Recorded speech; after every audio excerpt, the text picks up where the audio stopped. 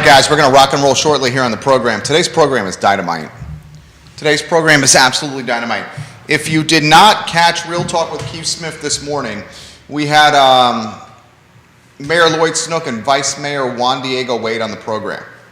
So much news was covered in this program.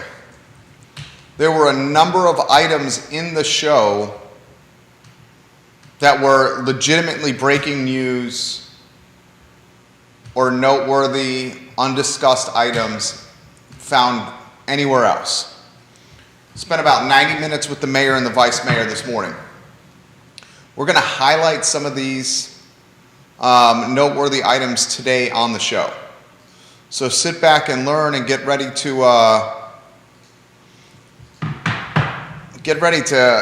hear some news on today's show. Tell your friends. Today's show is going to be dynamic. Judah Wickhauer is our director. Judah, we can rock and roll in T-minus 15 seconds, sir.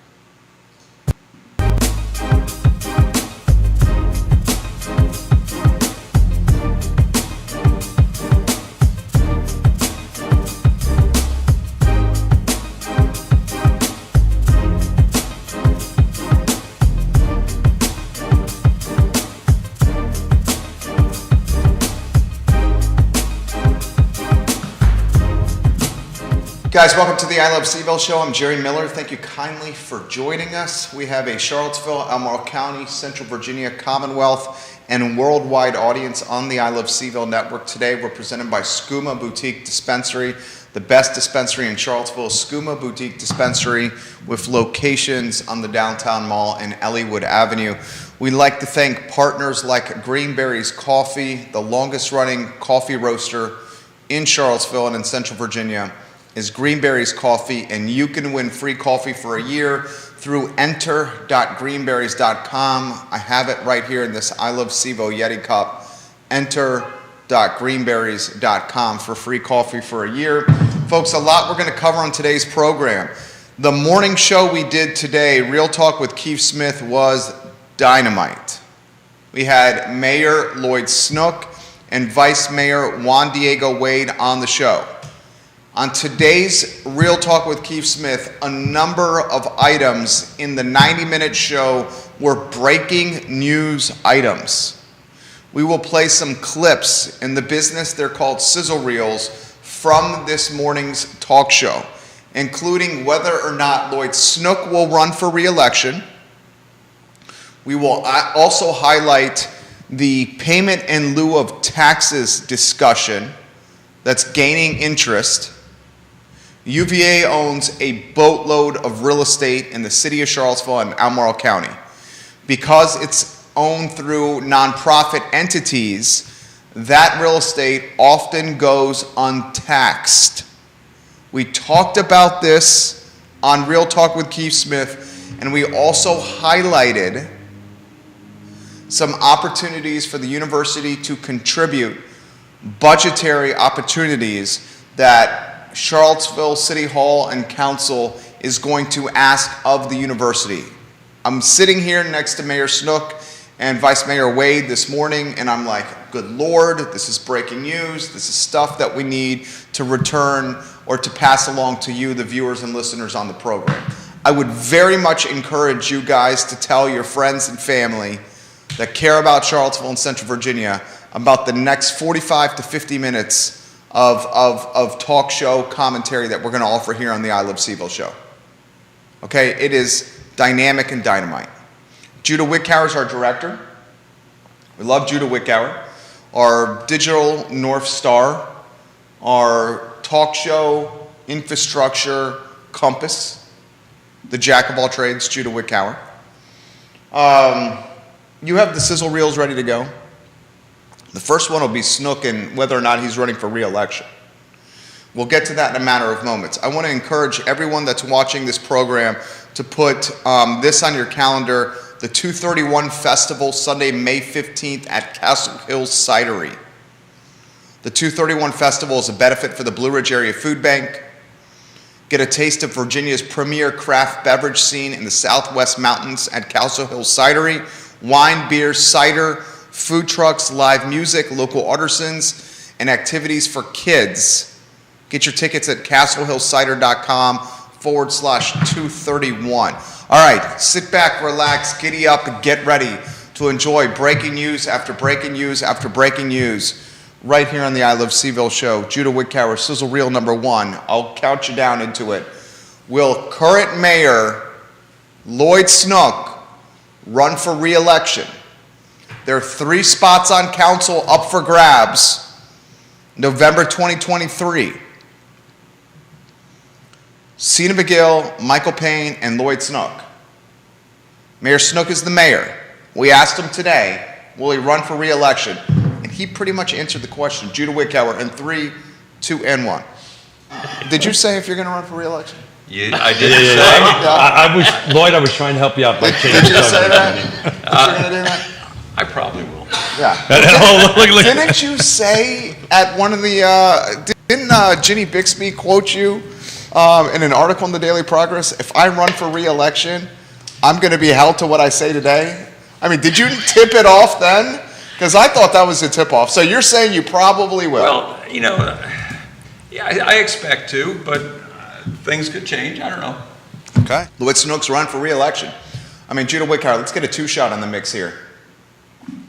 Our director and our right-hand guy. I mean, that's what you got. He said he's probably going to run. Probably going to run again. I'm not surprised by that. Are you surprised by that? Not really. And I don't know that he was putting his mark on anything there. He definitely did. He definitely put his mark on there. That's what literally just happened there. I said, are you going to run for re-election? There's a talk show with a microphone and a camera, and he said, yes, most likely. Where's the room for confusion there? Well, the final thing he says is anything could happen. Things could change. Well, yeah, of course anything can happen. But he didn't say no. Fair enough. Right? If he wasn't going to run, he would say, no, I'm not. Now, the only surprise we have had on the show is whether or not age would play a factor on the re-election campaign. And that does not seem to be the case here. I mean, there have been far older people in politics across the board. I hardly think that age is going to be a big factor in his decision at this point. Yeah. So that's news. Man's running again. That is news right there. Do you think Sena McGill runs again? I say no way, Jose. I mean, I think I'd have to see her talking just to, I don't know, get I haven't seen much. So yes or of no? her. Do you think Sena McGill runs again? No idea. I would probably go along with what you said. I say no way, Jose. Worn down 4 years on the dais. Do you think Michael Payne runs again? I could see him running again. Me too. Michael Payne, I see him running again. In fact, I would bet his primary source of income or his largest source of income is the $18,000 he's making as a city councilor, Michael Payne. And I think Michael Payne has ambitions for a vertical political climb.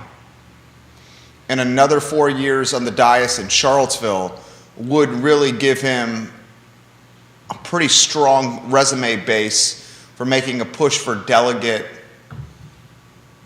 maybe a state senator type deal. Sure. I'd say Payne runs again. McGill, no way. Snook, I was uncertain about. Friend of the program, Lloyd Snook, because of the age piece. And he pretty much said, look, I'm going to run again. You just heard it. Now, get ready for this one. I'm going to play you two sizzle reels, 2 different sound bites from this morning show. Real Talk with Keith Smith. And in these particular sound bites, we asked about the University of Virginia's role in contributing to infrastructure needs and the University of Virginia's role in contributing to the city of Charlottesville's tax base. The first piece of sound that I'm going to play you here is about the payment in lieu of taxes program that Councilor Michael Payne proposed a couple of months ago. The largest property owner in Charlottesville and Albemarle County is the University of Virginia. Because the University of Virginia is a nonprofit, they're exempt from paying taxes on real estate holdings when the nonprofit entity owns the real estate. When the nonprofit entity owns the real estate, UVA is exempt on paying property taxes. So the concept was a payment in lieu of taxes program. Basically, leadership in the city of Charlottesville and Albemarle County goes to President Ryan and the University of Virginia, the Board of Visitors, and says, hey, you guys own a lot of real estate. You need to start ponying up some money to our respective budgets to help us manage infrastructure, employee salaries, and the overhead that's astronomical of running Charlottesville and Albemarle County. This topic came up this morning. And I'll tell you what, Mayor Lloyd Snook is a talk show host's dream. Because the dude doesn't beat around the bush, he speaks very straightforwardly, and is a soundbite waiting to happen. So let's go sizzle reel number 2. This is Lloyd Snook talking about city of Charlottesville, and its leadership, which he obviously is a part of, and what they are going to ask of the University of Virginia moving forward. Judah Wickhauer in 3, in 2, in 1, let's rock. Before we get off this topic, how about the pilot program with UVA? Payment in lieu of taxes. Is there any traction at all with that, or is that a pipe dream? First of all, there's no statutory authority for it. But here's the approach that I would rather take. Okay. That is that in the 1980s, we worked out an agreement between the city and the county and the university that said that the university would stop buying property and holding it in the name of the university because that took it off the tax rolls.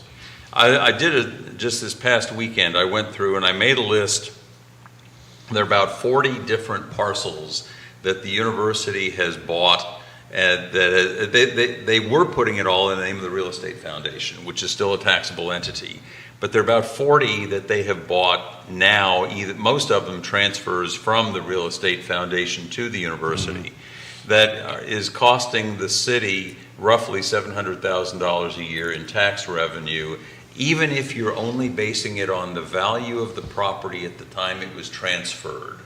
So if they built the new hospital on this land that was transferred to a non-taxable entity, we're not looking at taxes based on the value of the hospital. We're looking at the taxes that were on the basis of the vacant land that was there in 1992 or whenever it was.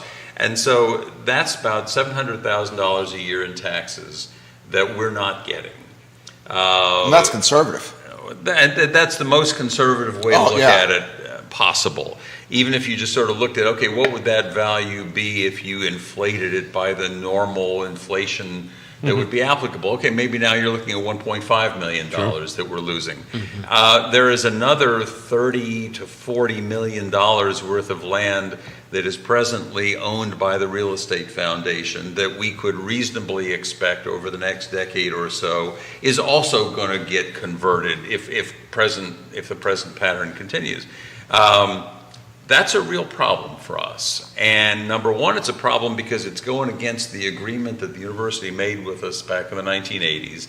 Number two, completely aside from that, that's revenue that we're being denied that, let's face it, the university continues to be something of a burden to us in terms of police and presence and fire and all these other things, some of which they contribute to, but they don't contribute the full amount. And so it continues to be a cost to us. and we're not getting that money. And I think we will need to readdress that with the university, even if it's only in looking at, hey, you made an agreement with us 35 years ago and you're not following it. And you haven't been following it really. I mean, for about 5 years they followed it seems. And that's about it. And we need to talk about that. We need to talk about it openly. If you want to think about that as payment in lieu of taxes, that's fine. That at least we've got a contractual authority for it, even if we don't have a statutory authority for it. You're getting amens on the feed here from Dan Pettit, from Kevin Yancey, from Grayson, from a lot of people. Dan Pettit says, thank you for speaking at our Easter service. Oh, yeah, that was Juan awesome. Diego Wade. Yeah. So that was very straightforward from you. I just respect a lot Well, of what you as just you said. know, That was fantastic. Okay. That was you pretty much saying, UVA, you need to change. That's a great soundbite right there. Very straightforward soundbite. A very non-beating around the bush soundbite. I expect, and wait till you hear soundbite number 3. I expect city leadership to be even more active with the university, with asking for contributions to the budget and or holding them accountable and responsible for deals made in the past. Now get ready for soundbite number 3. So I'll give you a little background first. The payment in lieu of taxes program that Michael Payne proposed would have significant financial exposure for the university. It would be a lot of money heading to the city of Charlottesville's way because UVA owns a ton of real estate in the city of Seaville. How it normally works, when a for-profit entity or an individual person owns real estate, they pay taxes on those real estate holdings. But because UVA is a nonprofit, they're exempt. If the payment in lieu of taxes program is pushed forward, which Councilor Snook indicated that it probably wouldn't, UVA would be paying those payments to both Charlottesville and Albemarle County. Albemarle County would be significantly more, and it would be done potentially in perpetuity, which means financial exposure for a university. They're opening their coffers, giving money to jurisdictions, and doing it for a long period of time. You can see why the university may be hesitant to do that. An alternative approach, Mayor Snook called it win-win, is asking the University of Virginia to contribute financially to infrastructure improvements around the city, infrastructure improvements to corridors like West Main Street that would benefit the university. Mayor Snook, and you'll hear him say it, said the most important stretch in the city is from the university to the downtown mall. We call that West Main Street. So as an alternative approach to pursuing funding from UVA to the Charlottesville city budget, Snook said, how about we consider asking the university to fund infrastructure improvements? Listen to this. This is good. Judah, do you have that sound ready to go? Let's hear this sound in 3, 2, 1. Completely deflected it. Right. Yeah. Well, and I had this conversation about the 1985 or 86 agreement with some senior staff at UVA, and they said, what agreement? Yeah. They didn't, as though they didn't know about it. Maybe they didn't know about it because they're newer too, and we need to refresh their recollection. But one of the places that I think we may be able to find some common ground on it, rather than getting stuck on the payment in lieu of taxes, hey, there's no authority for, let's talk about something that we can agree on as a common interest. And that's the state of West Main Street. Oh, there you go. The university had said they would put $5 million towards the West Main Streetscape improvements. It's looking now, we basically had to say when we were getting concerned about about how we're going to pay for the schools, we had to say we're going to take the West Main Streetscape improvements off the table. Maybe we have to figure out a way to get the university to participate more fully in that process, because let's face it, that mile between JPA and downtown Charlottesville is probably the most important mile that we have in the city of Charlottesville. For sure. It connects the two major economic drivers of the city, the major social drivers of the city. It's part of the entrance to the university, and to come through the area that is poorly maintained, that is not well planned out, ought to be something of profound interest to the university, as well as, frankly, to the city. And I'm hoping that if we can get through current financial difficulties, that we may find a way to revisit that streetscape improvement with more participation from the university. Right, excuse me, Lord, and I just want to add on to that. Now, mile has become even more important. When I was a student in the late 80s, it almost seemed like it was a different world from the university and the downtown mall. Now, if you look on practically any evening, but particularly on the weekends, it's that you just see the flow of visitors, students, just going back and forth, because it's a lot that's going on in between there, but it's places where the sidewalk is not very good, the lighting is not very good. It's a lot that we can do to enhance that, to make it even more pleasurable for everyone, and that's something that would benefit the university, because I'm sure that when they're bringing in, prospective students and clients and professors, faculty, they're like, this is what this community has to offer, and it just would be, it'll be a win-win situation for the entire community if we can improve that. But we had to make some difficult choices, and for me, the choice between education and that, it was easy for me, but not saying that wasn't important. So most folks. I just said, what we need to do, the concern about simply the discussion of payment in lieu of taxes is that that discussion alone is a win-lose discussion. It's not a win-win discussion. Because you're saying UVA would never do it. Right. And so, Especially since they would really pay a lot to Albemarle County, probably more so than the city of Charlottesville. Yeah. And they know this is in perpetuity. And so what I want to do, I want to figure out a win-win. So that's 3 pieces of news right there. Snook running for re-election, yes. City council going to ask, or city leadership going to ask UVA to contribute to infrastructure improvements. Maybe the pilot or payment in lieu of taxes program will be deflected or will not be welcomed or embraced by UVA. So instead of pursuing that avenue, city leadership pursues the avenue of, hey, UVA, why don't you contribute to infrastructure improvements like the West Main Streetscape project? It's going to benefit you once the project is finished, because that corridor, that road, goes directly to grounds. I love that approach. That is creative and innovative thinking. I love that approach. It can be positioned in a way that's win-win for UVA and the jurisdiction, where the pilot program is not win-win for UVA. They gain really nothing out of that. Maybe some community goodwill they would gain. Also from today's show, you heard that council is now very open-minded to the designated outdoor refreshment area on the downtown mall. The Dora on the downtown mall very well could become a reality, and I'm on record saying this before anybody else. It's Friends of Seaville, the nonprofit, that are going to drive that train. The Friends of Seaville nonprofit will drive the Dora designated outdoor refreshment area train to the downtown mall. And lastly, one other item out of the notebook was the city manager. Right now we have a hired gun, a consultant. I've essentially dubbed him a mercenary city manager, Michael Rogers of the Robert Bob Group. He's done a heck of a job, Michael Rogers, the mercenary city manager.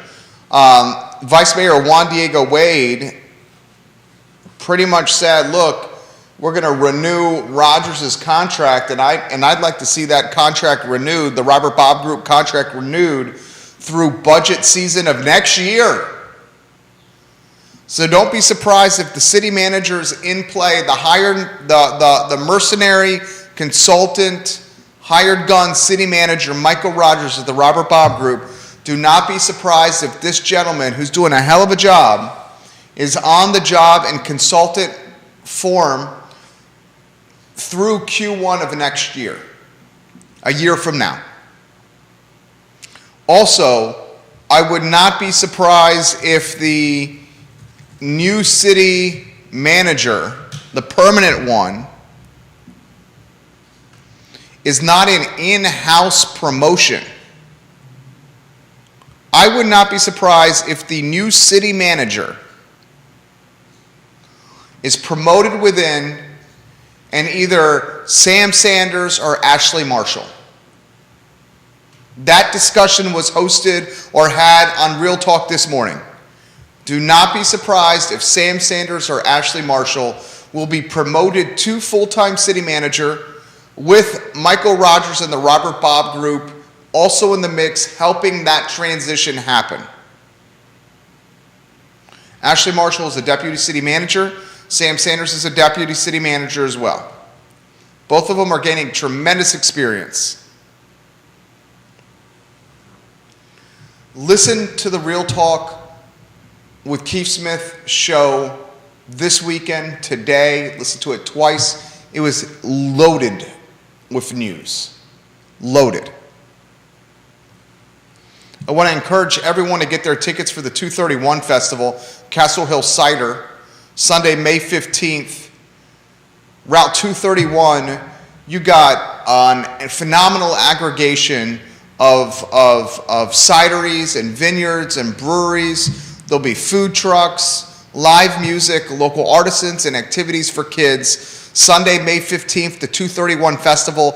Get tickets at castlehillcider.com/231. Your dad says the sound keeps going on and off, Judah. Just put it in the comment section. You got the audio ready, rocking and rolling? Yeah, You certain? Okay. Anybody else experiencing that? Let us know, please.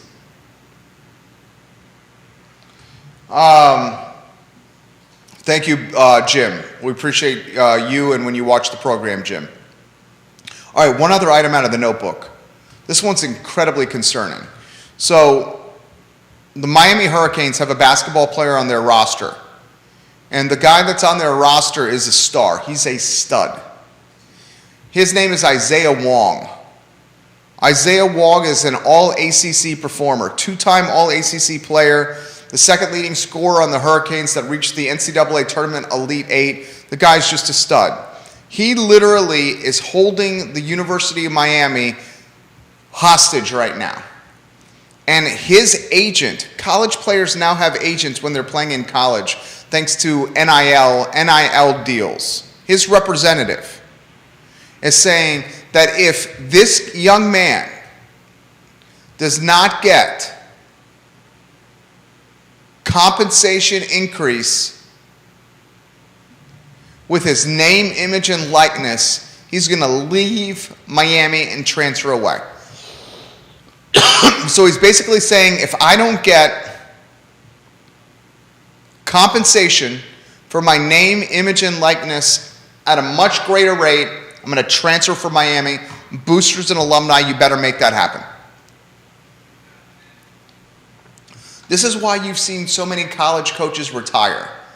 Jay Wright of Villanova, the last one. They're choosing not to stay in this monetized version of college sports. The University of Miami's best basketball player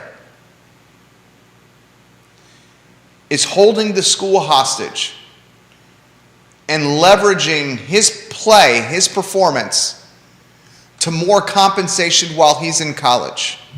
He's telling boosters, if you don't get me more money for my name, image, or likeness, I'm going to transfer from your school and go to another one, maybe your direct competitor. I want more money for appearing in commercials, magazine ads, radio ads, for you guys leveraging my name, image, and likeness. And if you don't get me that more NIL money by close of business today, literally today, I will transfer from South Florida and the Miami Hurricane basketball program to your competitor. That's literally what's happening. I'm all for athletes earning income in college.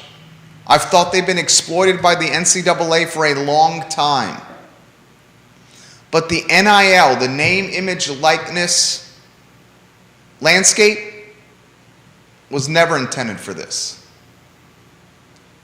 It was never intended as a leverage or a negotiation tactic for active players to leverage or to negotiate with alumni and boosters, saying, find me more money or I transfer. Never intended for that. And that's what's happening now. And I can assure you, other athletes will watch what happens to this Miami basketball player. And if he gets more money from the boosters and from the alumni, other athletes will do the same thing, threatening transferring from programs if NIL compensation doesn't increase. And that's a scary thought, because that will quickly mean that would quickly lead to a weakening or watering down of college basketball. All right, so that's today's show.